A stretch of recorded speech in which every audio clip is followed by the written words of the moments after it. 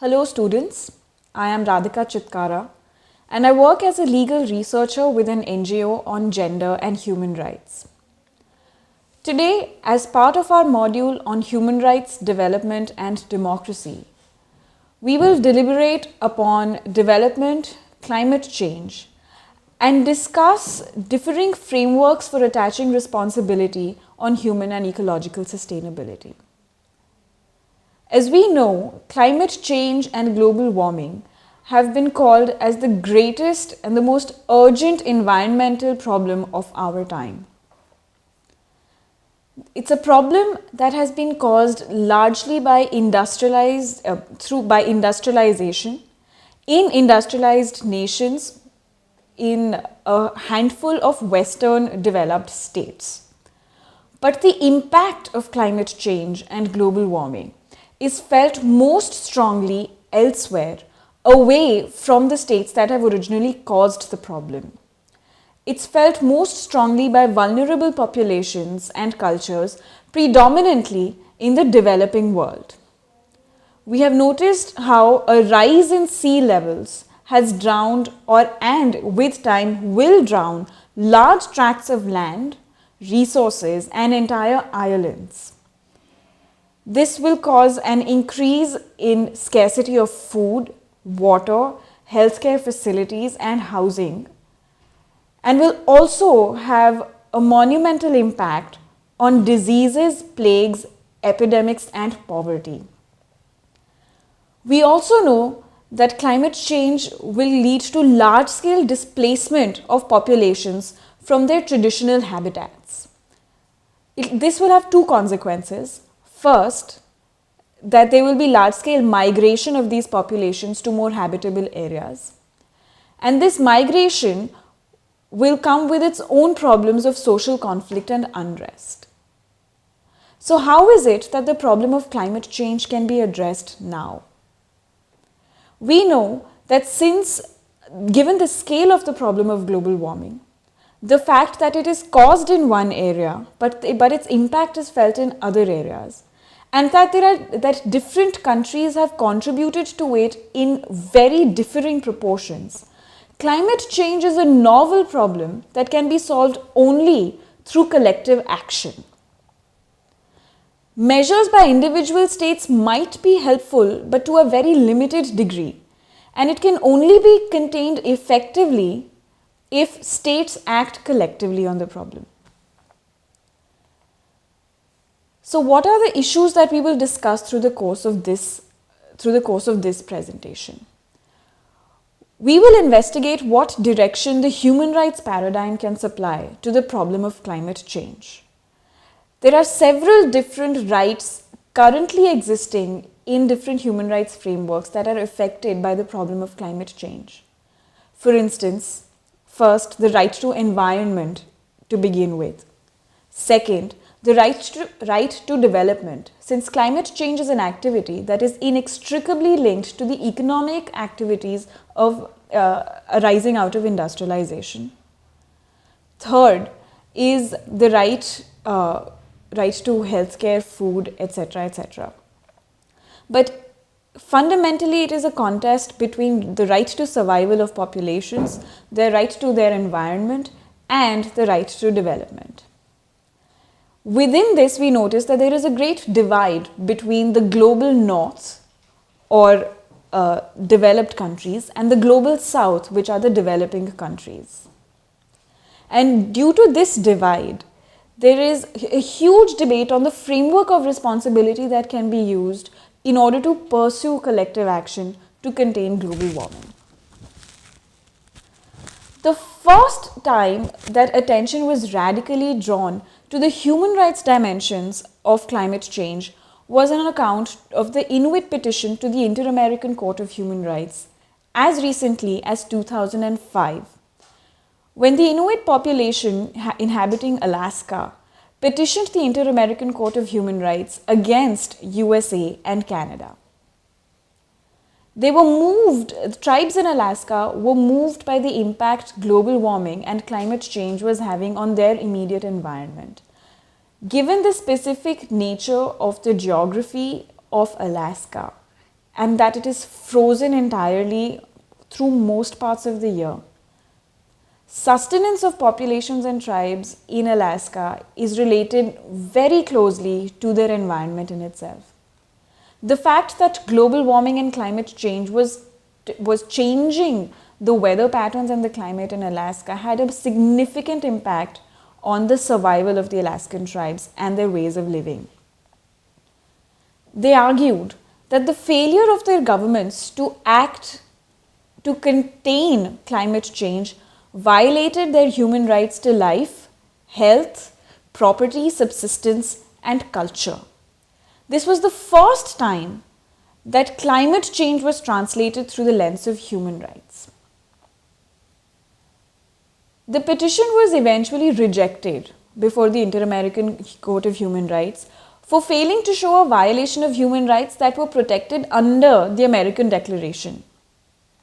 However, this was nevertheless a significant piece on advocacy on climate change and human rights.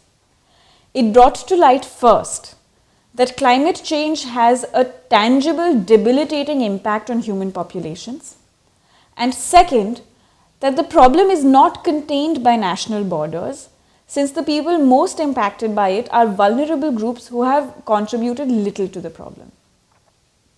The second time there was any international discussion on climate change was through the Male Declaration of 2007. Here, a group of small island developing states congregated in Male in the Maldives to bring attention to the problem of climate change. Now, these small island developing states, or SIDs, are most at threat from climate change, since the rising sea levels place at peril the existence of the country in itself, given that the islands are at a great threat of submergence. They discussed how these SIDs were the SIDs discussed how they were the victims of climate change without having caused it in the first place.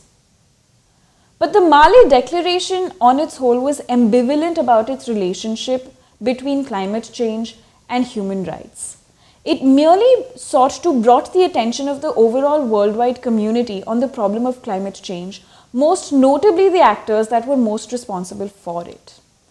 This act of bringing attention to the problem was important for several reasons. First, scientists, NGOs and lobbies had for a long time been warning countries against the perils of climate change and rapid industrialization. Most developed countries, USA notably, nevertheless continued with its policy of business as usual, translating to climate change is not really a problem and that we can continue with our economic policies as before.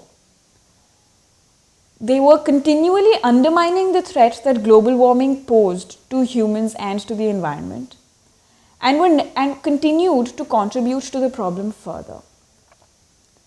The consequence of the Inuit petition and Male Declaration were successful, in that they sparked off international debate on climate change and human rights. The United Nations Framework for Combating Climate Change, or the UNFCCC, became activated and animated over the problem of climate change after the Male Declaration. The Human Rights Commission took notice of the problem of climate change and deliberated upon it and passed resolutions. And the official High Commissioner for the Office of Human Rights also took notice of the problem of climate change. But at that stage, did not extend so far as casting climate change as a human rights problem or casting the right to environment necessarily as a human right, but only stated that global warming impacts human rights of life, adequate food, water, health, housing, and self-determination. But throughout these deliberations, there remained a massive divide between the global north and the global south. The global north has been continually resisting efforts to couch climate change through a human rights paradigm.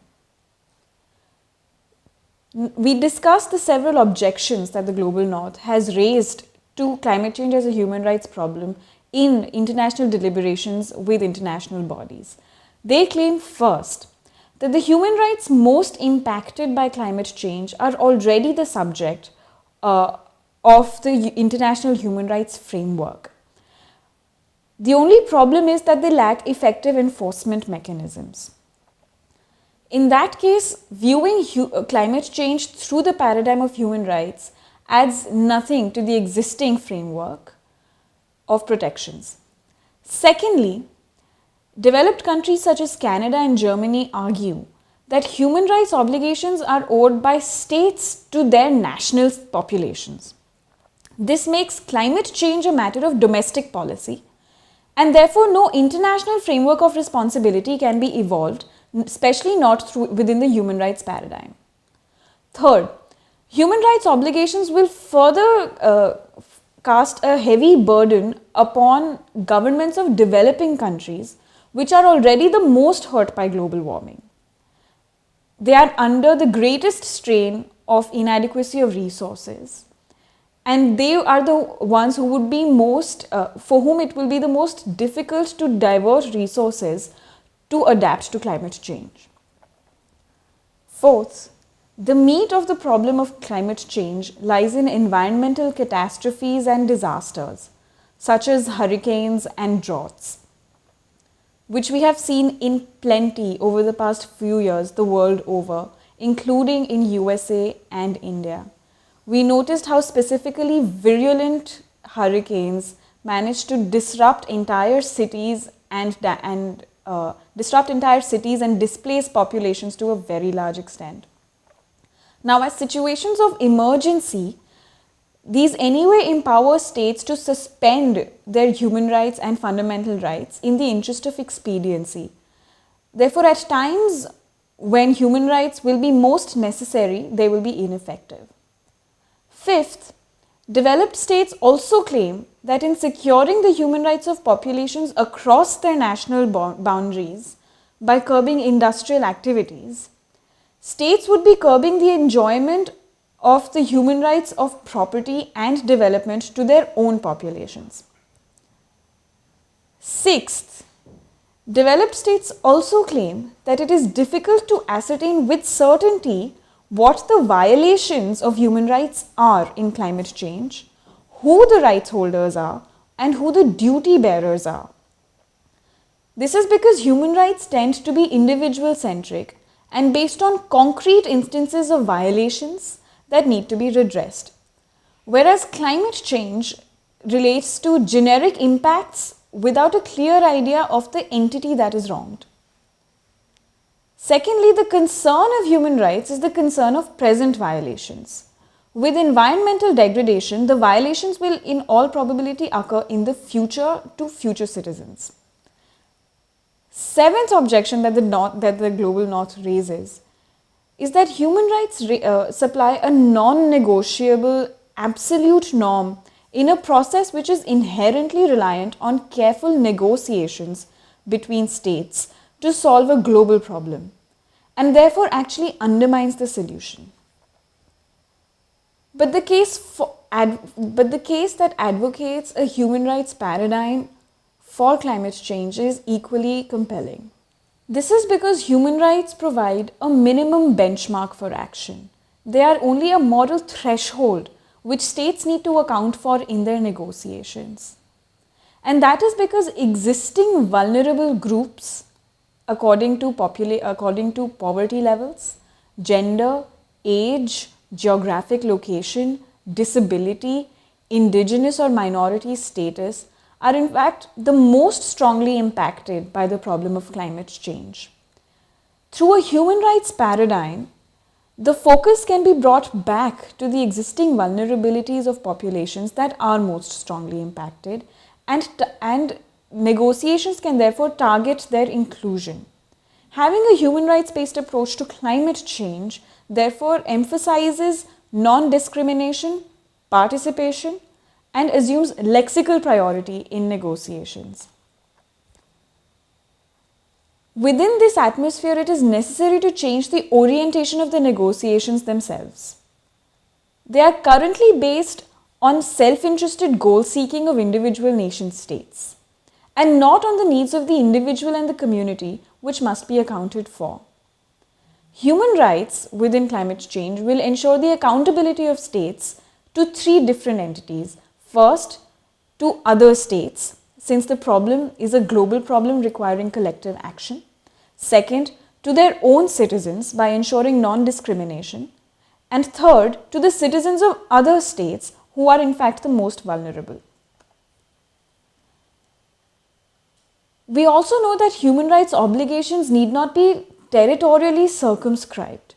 We have discussed earlier the yardstick of human rights obligations as contained in international human rights instruments.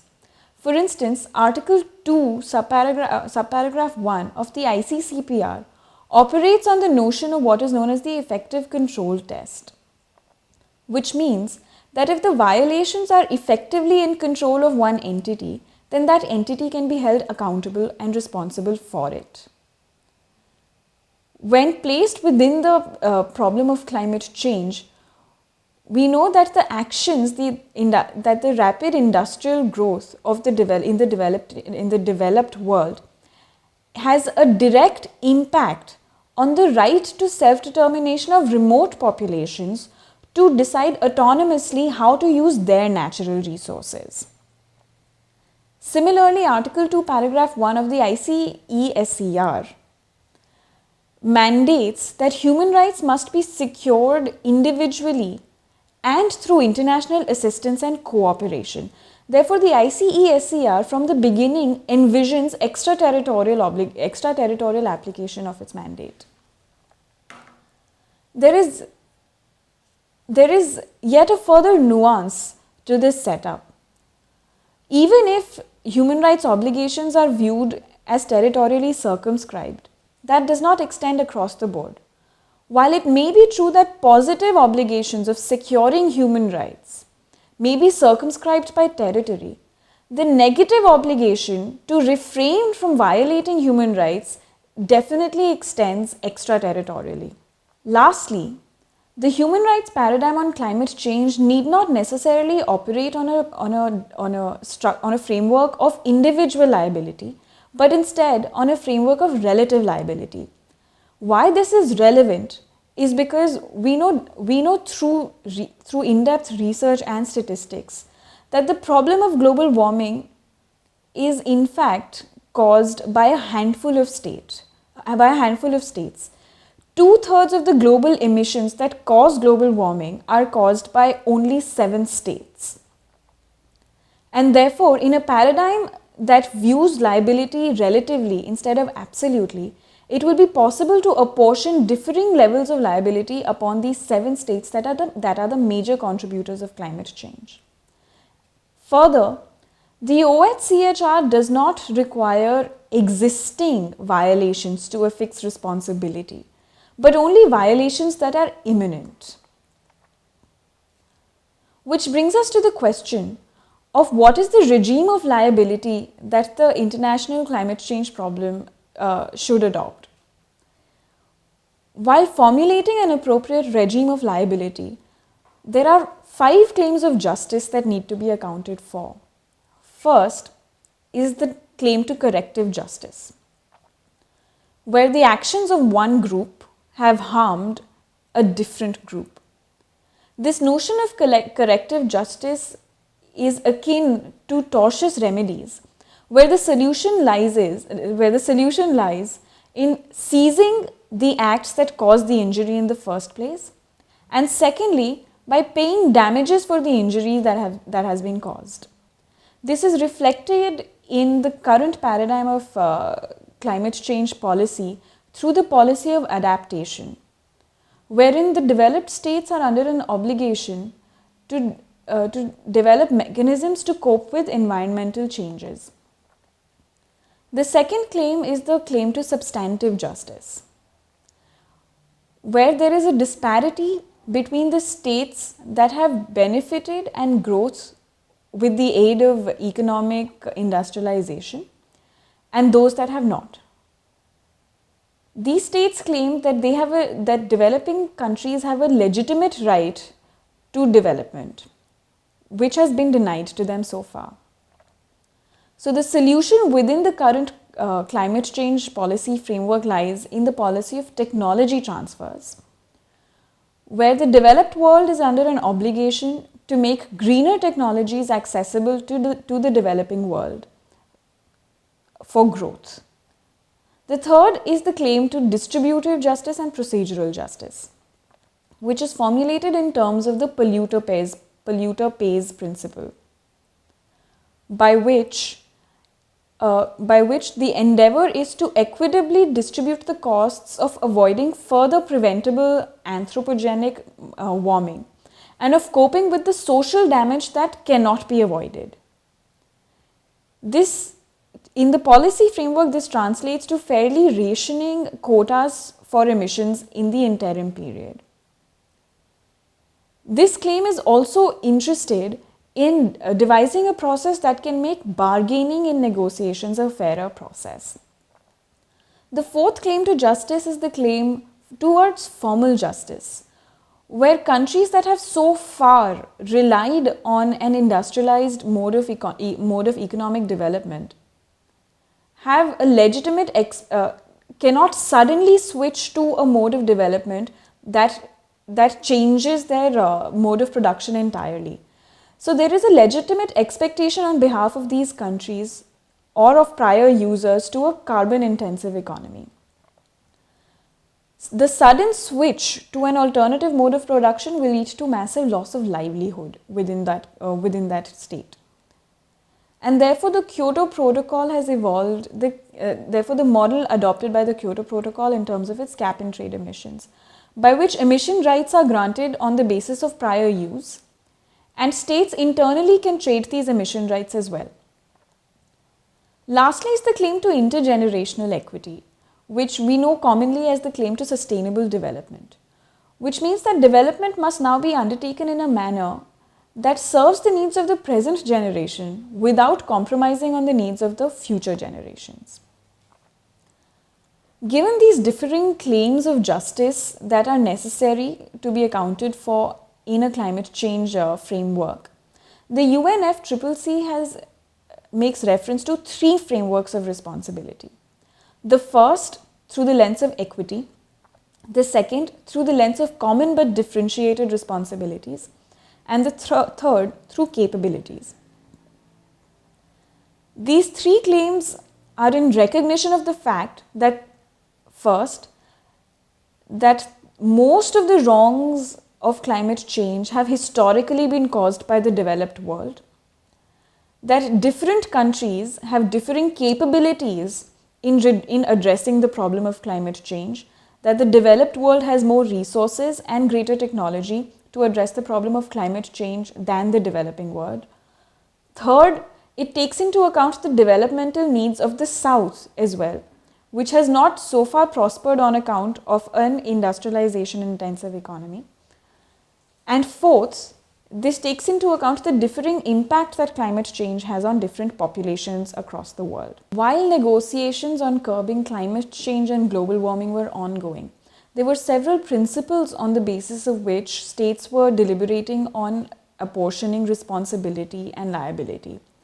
Based on needs, capabilities, based on prior entitlements, based on just deserts, based on the greatest good of the greatest number, or based on formal equality.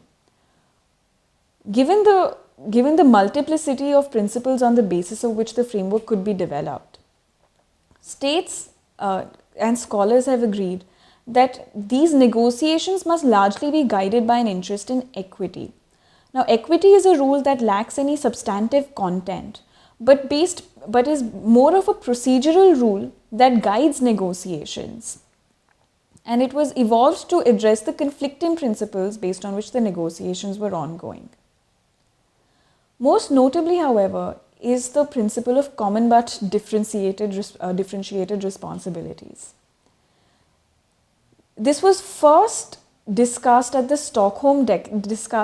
mentioned in the Stockholm Declaration of 1972, later reiterated in the Rio Declaration of 1992, and finally also again emphasized during the World Summit on Sustainable Development in 2002.